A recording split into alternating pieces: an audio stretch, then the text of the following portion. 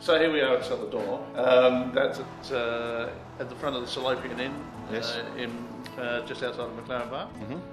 And you poured us a glass of beautiful wine, the new Gemtree 08 Moonstone Albarino, and it is remarkable. I mean, it's a complex and yet fresh wine. I mean, how do we reach that point? Okay, so first of all, why did we plant Albarino? It was, I think, well, we have a very strong affiliation with the Spanish section. I really wanted to... Is that because you've spent some time there? Yeah, I mean, we grow temp and what were we going to... We have Chardonnay, and as you know, a lot of people think Chardonnay smells a fair bit at the moment. So were we going to go Sauvignon Blanc? No, it's not the right climate. So what was the next thing? Exactly, what was the next thing to do? And so it was like, well, let's do Spanish, and then it was Albarino. And as I understand Albarino, it maintains acidity in a warm climate, and it's quite drought resistant. Yeah, and I think that they are really important things to us. Because you're not going to water, Exactly. Things are getting drier. We are in a warm climate. But it has some palate weight and some texture.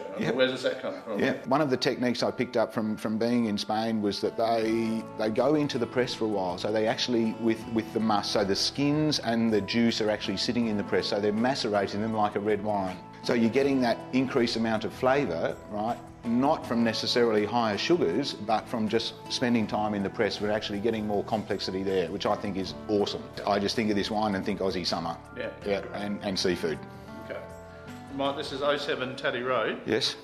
It's a Bordeaux blend minus the Malbec, and more Petit Verdot than you would normally see in a Bordeaux blend. Yep. And is that because of that acidity that you were talking about before? Does that bring something to this blend? I think the two things with Petit Verdot for me are acid and tannin. Right, so really I'm looking at Cabernet as the structure, right, gives you your baseline. Petit Verdot is fragrance and tannin and acid, right, Merlot in the middle, right, and Cab Franc is this wild sort of 1970s, surfy dude who sort of just comes in and around and has presence but sort of in the background. Okay, love it. Yeah. Well, I like your surfy dude. Yeah. That's terrific. Aging potential. I've changed the goalpost a little bit on this wine. From 02 onwards, I want this wine to be a wine that'll sit for 10. And I think a lot of people aren't understanding this wine at the moment. I mean, I call this out of our range, it's a thinking person's wine. Right. If you're into wines with a lot of structure, a lot of acid, a lot of tannin, you'll love this wine, and I'd love to see it in 5 to 8 years. We've started a museum program on this wine. So 06, we put a couple of pallets away, and we'll release that in 5 years' time. Okay, great. So I think this is going to be one of our best wines in terms of cellaring potential. And that's certainly how I'm making it. Okay, so 07 again, and now Uncut Shiraz, Gemtree Uncut Shiraz 07. And you just poured this for me, and I smell that eucalypt that we were talking about in the vineyard.